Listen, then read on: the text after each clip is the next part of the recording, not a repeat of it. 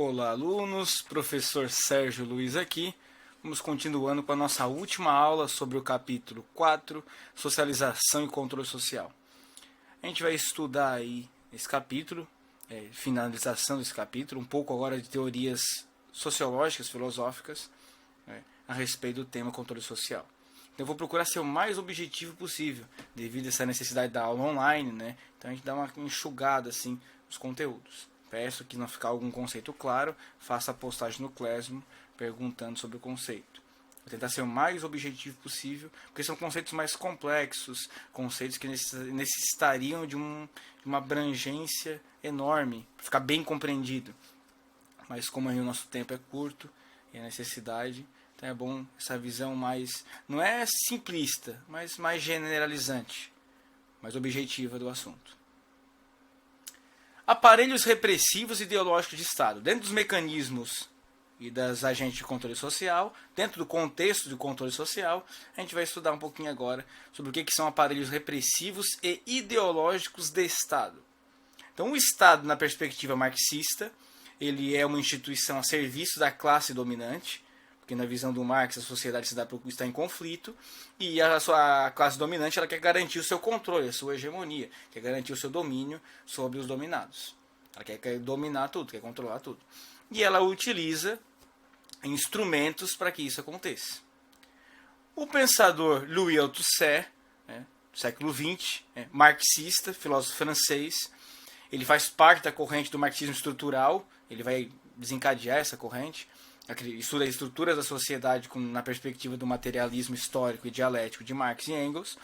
Ele estudou principalmente a ideologia, que é esse conjunto de ideias e valores, forma de pensar, ser e agir, disseminados na sociedade.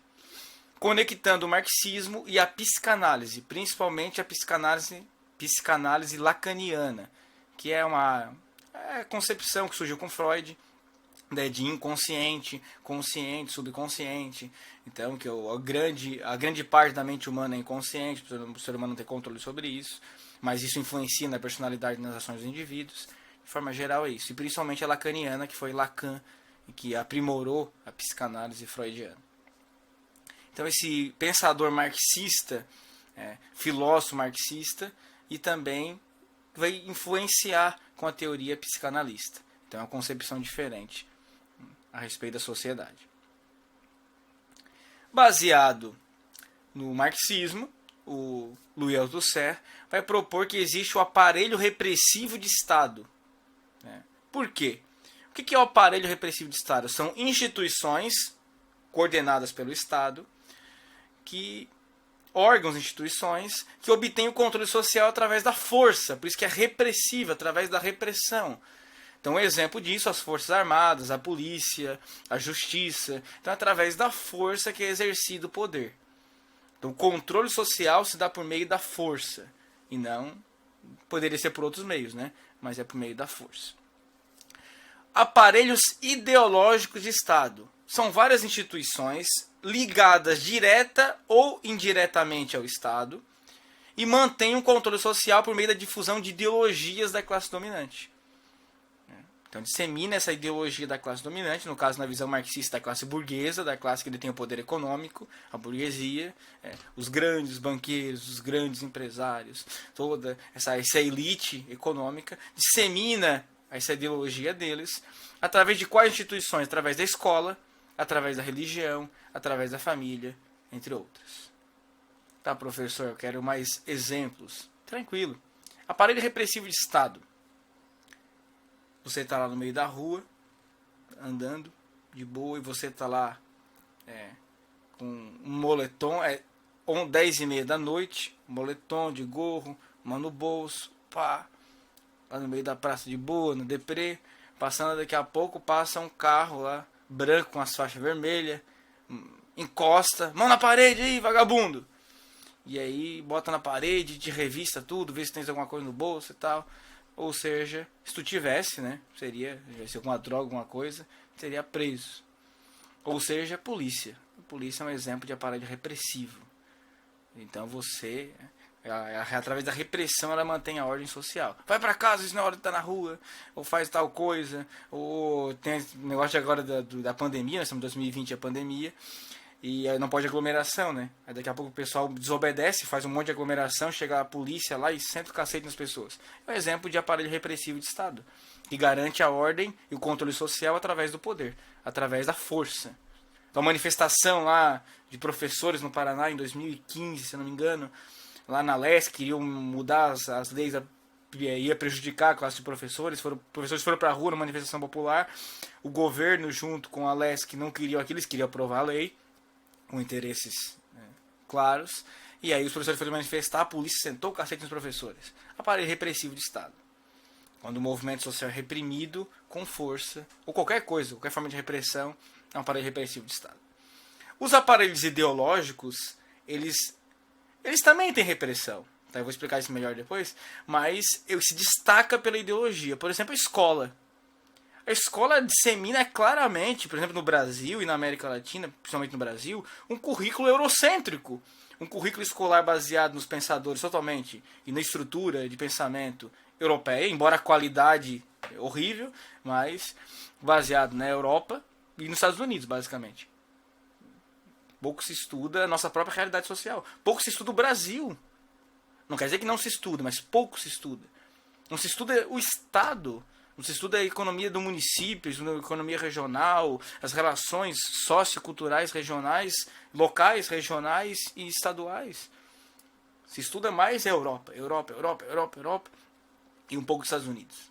Então, percebe como dissemina uma ideologia dominante e você começa só a valorizar o que é do exterior. Essa ideologia disseminada no Brasil, por redução, estou fazendo essa análise pessoal, ela dissemina uma ideologia voltada à valorização do estrangeiro. Valorização do que é de fora. A religião também é um forma de instrumento ideológico. Pode isso, pode aquilo, pode aquilo, pode aquele outro. Não tem punição direta, mas isso vai criando padrões de forma de pensar, ser, existir dentro da sua cabeça e você vai seguindo aquelas normas. A família também.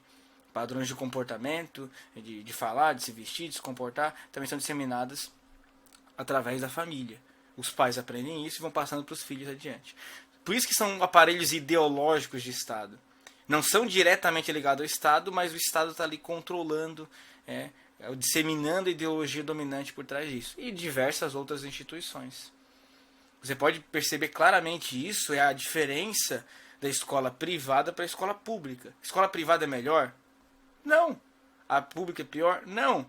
Não é ser melhor ou pior, mas é a intencionalidade ideológica por trás. A escola privada, ela existe como mercado da educação para gerar uma elite política, econômica, para educar os novos indivíduos para a classe dominante, ou classe média alta. A escola pública serve para o povão em geral. Então precisa ter muita qualidade. Por que muita qualidade? Não que a escola privada seja boa, porque também é só encheção de conteúdo, empurra conteúdo na cabeça do indivíduo, parece que ele é um decoreba desgraçado. Não que isso seja bom para a vida do indivíduo, não é isso. Mas fazer uma análise aqui, tá? Mas perceba que a escola pública também tem muito pouco conteúdo. Então é só necessário para trabalhar aqui no mercado mesmo, no dia a dia, só para as ações do dia a dia, nem isso às vezes ajuda, né? Às vezes tu atrapalha mais do que ajuda os conteúdos. Mas é assim que é organizado. É feito para isso mesmo, é um aparelho ideológico de Estado. Para você continuar ignorante, para que você continue alienado, para que você não tenha consciência da realidade concreta. Ó, usando o Louis Althusser aqui. Louis Althusser vai dizer que ideologia é a falsa representação da realidade concreta. Se você não consegue compreender a realidade como ela é, porque você não construiu as habilidades para isso. Aí você vai... a classe dominante vai lá e propõe uma reforma educacional. Toda reforma educacional tem um interesse por trás. Pode ter certeza, o interesse geralmente nunca é coletivo. Nunca é visando a autonomia, a independência do indivíduo, a superação das desigualdades, não. Geralmente é para mascarar algum interesse por trás. Eu estou usando essa expressão baseado em Louis Althusser. Beleza? Então, aparelho repressivo através da força, aparelho ideológico de Estado através da disseminação da ideologia da classe dominante, padronizando a sociedade para poder controlá-la. E nenhum aparelho é somente repressivo ou somente ideológico, pois a classificação depende da principal forma de ação. A polícia, por exemplo, ela não é só repressiva, ela também representa uma ideologia. Ela também tem a disciplina, a ordem, só passa um carro de polícia na rua, opa, aquilo já dá um arrepio, né? Então, ou seja, por mais que não esteja fazendo nada de errado, porque aquilo também é ideológico, também é simbólico, também tem uma representação. E ao mesmo caso, a família, a escola, a religião, também tem repressão, também tem algumas punições, também tem disciplina, mas se destaca pela ideologia. Então, o destaque que cada aparelho tem. Não quer dizer que não existe só ideológico e só repressivo, mas o destaque que ele tem. Os ideológicos se destacam pela ideologia, os repressivos se destacam pelo uso da força. De forma geral, é isso aí. O Althusser desenvolve uma perspectiva pessimista em relação à capacidade autônoma dos indivíduos diante do controle exercido pelas classes dominantes. Num sistema capitalista, não tem muita alternativa. O indivíduo ele é interpelado pela ideologia. A própria concepção de sujeito, a própria ideia de ser no mundo, tudo é interpelado, ela é transpassado pela ideologia capitalista. Então todas as concepções da sociedade capitalista é de uma ideologia capitalista. Então para ele não tem como dentro da sociedade capitalista se livrar da ideologia capitalista. Tem um jeito.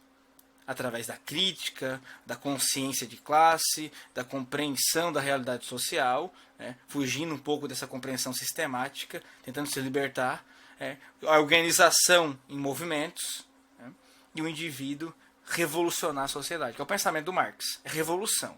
A única saída para a sociedade, para poder realmente se livrar da ideologia dominante exercida pelo capitalismo, pelas elites capitalistas, da classe dominante, é através da revolução. Dentro do capitalismo, o indivíduo não tem como mudar nada na estrutura. Porque a estrutura é sempre mais forte do que ele. Ele precisa derrubar a estrutura. Ele precisa derrubar a estrutura capitalista para poder transformar a sociedade. Dentro dela não tem transformação alguma. É só uma mera ilusão. E a escola, para ele, é o aparelho de Estado mais significativo na sociedade contemporânea. É a mais eficiente, porque desde pequenininho já vai padronizando os indivíduos com conteúdos selecionados, com formas de ser, agir e pensar o mundo. E é justamente ali que começa o controle social. Já começa com a organização da sala de aula, como ela é organizada. Não quer dizer que não tenha que ter organização, mas como ela é organizada, a estrutura dos prédios escolares. O Foucault fazia um estudo melhor sobre isso, que parece mais uma cadeia. Estrutura, salas separadas, disciplinas separadas. Então é tudo isso. Muros geralmente enormes. Realmente entrou, saiu. Então essa forma disciplinar é bem clara para poder já instruir o indivíduo para trabalhar, para o mercado de trabalho, para produzir, para ser proletário, para ser trabalhador. Essa é a proposta. E todas as características da sociedade capitalista se reproduzem no contexto escolar. Ali é o exemplo, é o princípio da reprodução da sociedade capitalista. Escolar no sentido amplo, tá? Nível básico até o nível superior, faculdade também. As características da sociedade se reproduzem no contexto escolar. Afinal, o indivíduo ele é preparado na escola para viver numa sociedade capitalista. Ele é educado para isso, para continuar sendo controlado. Contrapondo o Althusser, o cientista político brasileiro Carlos Nelson Coutinho, também aí do século XX, nosso contemporâneo, bem mais contemporâneo, ele diz que essas estruturas sociais não possuem esse poder absoluto na formação social. Ele acredita que o indivíduo tem um papel na história, são capazes de transformar a realidade social, não necessariamente com revolução. De dentro da própria sociedade capitalista é possível transformar a sociedade. Então, por isso ele critica o marxismo estrutural do Althusser, que acredita só na revolução como transformação, e o Coutinho valoriza a democracia. Ou seja, através da participação política, através da democracia, através do debate, do consenso. Ele é um liberal, ele é um socialista liberal, então é um liberalismo de esquerda. Então ele acredita que através da parte da educação, ele acredita muito na educação, na escola, no sistema educacional, na cultura, na consciência de classe. Através da participação política, a gente pode transformar a sociedade através da cultura, através da superestrutura, vamos falar assim, mudando as instituições sociais e lentamente, uma sociedade menos desigual, mais livre, menos dominada pela ideologia dominante, pela ideologia capitalista e assim por diante. Uma perspectiva mais otimista em relação ao indivíduo. Então o indivíduo tem mais poder de transformação social. Na visão do Althusser, ele só tem esse poder através da revolução e derrubar a estrutura capitalista. Na visão do Coutinho, não. Ele é um gramscista. Então ele baseado no pensamento de Antônio Gramsci. Então ele acredita que através da união dos intelectuais orgânicos, da classe trabalhadora, a gente pode, através de vários movimentos sociais, greves, exigências, transformações políticas, através da atividade parlamentar, tudo isso é possível transformar a sociedade. Então começa da base e vai transformando as estruturas. Essa é a proposta do Coutinho. Michel Foucault. O Foucault ele foi inspirado, a teoria de Foucault é enorme, tá, pessoal? Ser bem objetivo. Inspirado no modelo panóptico de Jeremy Bentham. Então Foucault, inspirado nesse modelo, ele vai propor o conceito de sociedade disciplinar. O panóptico, o plano panóptico, uma ideia lá do Jeremy Bentham, era uma espécie de prisão em formato circular, onde teria uma torre central, que seria a torre de controle central, onde teria ali vigias naquela torre, e ao redor seriam umas celas.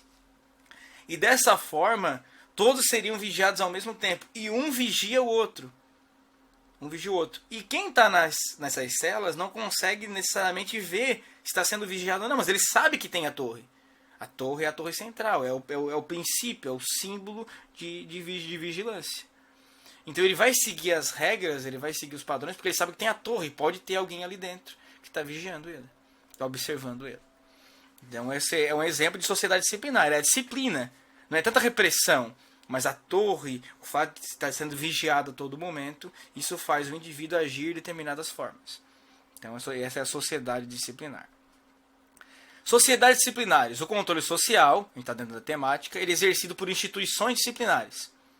A igreja, a escola, o Estado, a família, as mesmas instituições, os agentes de socialização. A disciplina ela é muito mais eficiente no exercício do poder. Para que eu vou reprimir?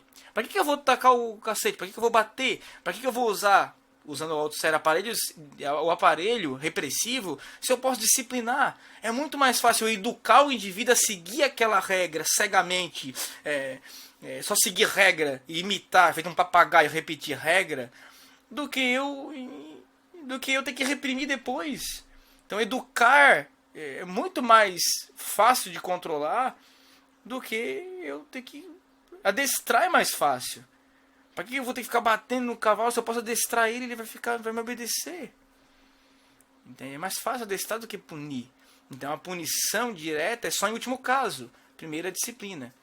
Então as instituições disciplinares, na visão do Foucault, ela exerce controle social através de regras, normas, padrões de comportamento. E isso gera uma disciplina, na sociedade para poder grupos dominar uns aos outros, com objetivo a produção. Na sociedade capitalista, com objetivo a produção. A produzir. Os corpos têm que ser produtivos. Não corpos produtivos, ele tem que produzir, tem que gerar riqueza. Ele não é marxista, mas ele sofre alguma influência do pensamento marxista. A microfísica do poder é um conceito dele, que o poder está distribuído nas diversas instituições disciplinares. Ele não está concentrado no Estado. Na visão do Marx, o poder se concentra no Estado, porque é uma instituição a serviço da classe dominante. A classe dominante tem o poder, ela toma o Estado, que o Estado é uma instituição a serviço da classe dominante, e assim ela controla a sociedade. O próprio Althusser fala isso, o aparelho ideológico e o aparelho repressivo de Estado. Na visão do Foucault, não. O Estado ele é só um símbolo de poder concentrado, mas na verdade o poder ele está fragmentado, ele é uma microfísica. Ele tá micro, existe uma micronatureza do poder. Existem micropoderes. Por exemplo, a família exerce um micropoder, os grupos de amigos exercem um micropoder, a escola exerce um micropoder. Escola, quando eu falo, é o sistema em geral, tá? Eu não falo uma escola, é todas as escolas, o sistema em geral. As instituições diversas, a igreja, todas elas exercem um micropoder. Então as instituições disciplinares, os manicômios, as prisões, cada um exerce um micropoder, e isso gera um símbolo de poder concentrado no Estado. Mas na verdade o Estado não tem poder. Sem essas instituições ele não tem poder nenhum.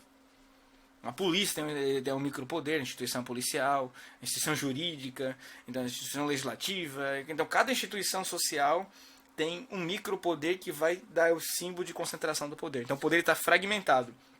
Isso é a microfísica do poder. Então a natureza micro do poder está fragmentado nas relações sociais. E aí é difícil combater o poder. Porque se você foge de uma, você cai em outra. Então você a todo momento você é disciplinado por uma instituição disciplinar diferente. Começa com a família, quando você nasce, depois você passa para a escola, que é uma instituição disciplinar, depois você entra, e a família e a escola ao mesmo tempo, depois você entra em talvez igreja, ou até igreja antes da escola, igreja, e depois grupos de amigos, e depois grupinhos que você faz na escola, de colegas, e depois a própria sociedade em geral, as instituições que você participa durante a sua vida, e as próprias leis e regras sociais. A todo momento você é disciplinado. Isso o poder é microfísica. Ele está nas diversas instituições disciplinares fragmentado, controlando, dominando as pessoas, disciplinando as pessoas, visando sempre a produção. Corpos dóceis e a biopolítica. É um conceito a mais aqui, isso não está no livro, mas eu vou ampliar para vocês. A padronização de comportamentos e da sexualidade humana leva ao controle sobre os corpos. Então, como se vestir, qual é a concepção de beleza, a concepção ideal de sexualidade humana, a sexualidade em forma de sentir prazer no mundo, né? E tudo isso é padronizado através das instituições disciplinares. E quando a disciplina não funciona, aí a gente apela para a força. Aí manicômios, prisões e etc. Que aí já é o uso da força. E o controle sobre a vida e a morte dos indivíduos. Então, ou seja, quem vai nascer, quem vai morrer, o controle das doenças, da vitalidade dos indivíduos, aí taxa de natalidade, taxa de fecundidade, taxa de mortalidade, taxa de doença, o controle das diversas taxas sobre a humanidade, ele chama de biopolítica, que é uma política exercida sobre a vida do indivíduo. Então, esse o Foucault chama de biopolítica. Claro que são conceitos bem mais amplos, tá, pessoal? Estou tentando ser o mais resumido possível. Então, beleza? Essa é a biopolítica, é um controle sobre a vida dos indivíduos. Jean-Claude Pesseron e Pierre Bourdieu. Análise da obra, reprodução. Essa obra fala um pouco mais a respeito da educação, é o tema central dela, vamos dizer assim, mas ela fala de diversos conceitos também. Segundo Bourdieu e Pesseron, numa sociedade de classes, então classes sociais, para distinguir as classes, o fator não pode ser só econômico, mas ele também é cultural. Então, cultural no sentido de conhecimento, tá? Então, ele cria o conceito de capital. Então, capital é aquilo que faz o indivíduo ascender socialmente na sociedade capitalista. Então, adquirir status na sociedade capitalista e poder também, por consequência. O capital cultural é o conhecimento. Conhecimento cultural, literário, artístico, científico. E o capital econômico é poder, é dinheiro. Tá? Então, esses dois grandes capitais. Então, o capital econômico pode proporcionar capital cultural. Com bastante dinheiro você pode adquirir capital cultural e possuir mais dinheiro. Ou se você não tiver dinheiro, com capital cultural você pode adquirir dinheiro. Então você estuda muito, tem um monte de conhecimento, passa numa instituição, uma faculdade, se forma, ou monta um negócio, e como você tem bastante conhecimento, sabe administrar bem, e o negócio dá certo, e você adquire bastante grana. Então, um capital gera ao crescimento do outro capital. Estão interrelacionados. Diferente da perspectiva marxista tradicional, que acreditava que era o capital econômico, né? O fator era só econômico. Para Bourdieu, o cultural também influencia na sociedade capitalista. Nesse sentido, o que a escola faz? A escola ela seleciona conhecimentos e valores das classes dominantes, né? Como se fossem esses valores culturais fossem de maior valor. E frequentemente menospreza os elementos culturais das classes trabalhadoras. Pouco se estuda a cultura local, pouco se estuda a realidade social do indivíduo, pouco se estuda a cultura regional, a cultura estadual. Então, se valoriza muito os interesses da classe dominante. O currículo, ele é um currículo dominante. Proposta de reforma do ensino médio tem interesse de classe dominante por trás. Na visão do Bourdieu, tá? Estou usando o Bourdieu aqui para interpretar. Do Bourdieu e do Pesseron. Então, a escola, ela é instrumento de violência simbólica, que violencia o indivíduo simbolicamente, é um símbolo de violência, criando padrões, regras, comportamentos totalmente definidos e muitas vezes excluindo aqueles que não seguem esses padrões, e além disso, ela também menospreza o capital cultural dos indivíduos. E também tem um outro fator, que é a proposta de ausência de capital cultural. Então, se a escola, por exemplo, escola pública, a escola das classes populares, né? Escolas das classes populares, em geral, a maioria é de classe popular. Então, gente pobre de classe média. Quem é de classe alta está na escola privada, geralmente. Isso, infelizmente, a sociedade é capitalista, então é assim que funciona a sociedade. É assim como ela está organizada atualmente. O indivíduo que está na escola pública, se ele adquirir muito capital cultural, conhecimento sobre a sua realidade social, compreensão da sua realidade, de como inovar, empreender, como que ele é explorado, como que ele é. Ele vai querer transformar a sociedade. Ele vai querer revolucionar a sociedade, ele vai querer transformar a sociedade, ele vai perceber que o capitalismo tem muitas injustiças na sua estrutura, ele vai querer transformar isso. Então, esse acesso ao capital cultural vai dar a esse indivíduo uma compreensão maior da sua realidade social e vai querer transformá-la. E por isso que isso não acontece. Então, ele tem um mínimo de acesso a essa compreensão, tem conteúdos desconectos com a sua realidade social, conteúdos fora da compreensão da sua realidade, porque assim, dessa forma, ele só vai aprendendo alguns conceitos aqui e ali, e depois ele se forma e pronto. E ele não transforma a sociedade, porque ele não tomou consciência de sujeito ativo, de compreensão da sociedade. Olha como o controle social é exercido na sociedade. E despreza, né, a compreensão da realidade social do indivíduo. E o nosso currículo, por exemplo, o Bourdieu não está falando disso, estou usando ele para interpretar. Ele é predominantemente europeu. A gente estuda muito Europa. Não que isso não seja importante, sim, é a construção da nossa sociedade. Mas muitas vezes deixamos de estudar a nossa realidade social. A nossa realidade concreta. Porque é isso que importa pra gente. Nossa realidade concreta. É mais importante ainda do que estudar a própria Europa. Mas o currículo não é assim estabelecido. E vem reforma, vai reforma. A gente está reformando a vida inteira e a reforma nunca fica pronta, nunca funciona. Por quê? Porque é sempre de reforma que vai acontecer na educação. Porque a proposta é garantir o controle social. Né? Reprodução das desigualdades sociais e da exclusão de pessoas. E a escola é um grande instrumento disso. Um grande instrumento de controle social e de reprodução das desigualdades. Deixar bem claro que eu não estou supervalorizando a escola privada. Estou dizendo que a escola privada ela é feita uma escola para elite. Ela é uma escola que ela visa a reprodução da desigualdade social para garantir uma educação de elite. Enquanto a escola pública não tem essa visão. É uma educação básica, o nome já fala, educação básica. Então é só o básico para viver em sociedade, ali, às vezes nem para viver em sociedade basta, é só o básico mesmo, e vai excluindo os indivíduos e reproduzindo as desigualdades sociais. O distanciamento das realidades sociais é proposital, para que os indivíduos não tomem consciência da realidade concreta. Assim eles não transformam a sociedade. É lógica. Meios de comunicação e tecnologias de informação. A partir aí do século XX, surgiram os meios de comunicação e as tecnologias da informação. Vamos botar mais recente, né, as redes sociais, etc. Mas a gente tem aí a TV, o rádio, a TV e as redes sociais, as tecnologias, via internet. Mas não existem, para fugir um pouco da ideologia dominante, desse controle social, existem meios alternativos de comunicação.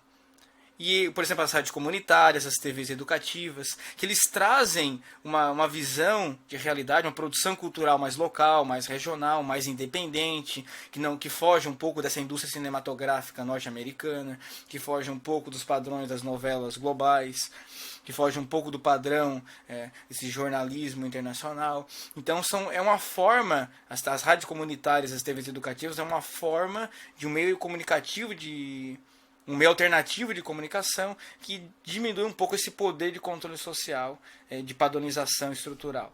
Então, são formas, né, de alternativa de comunicação, que ajudam um pouco a se libertar dessa proposta dominante.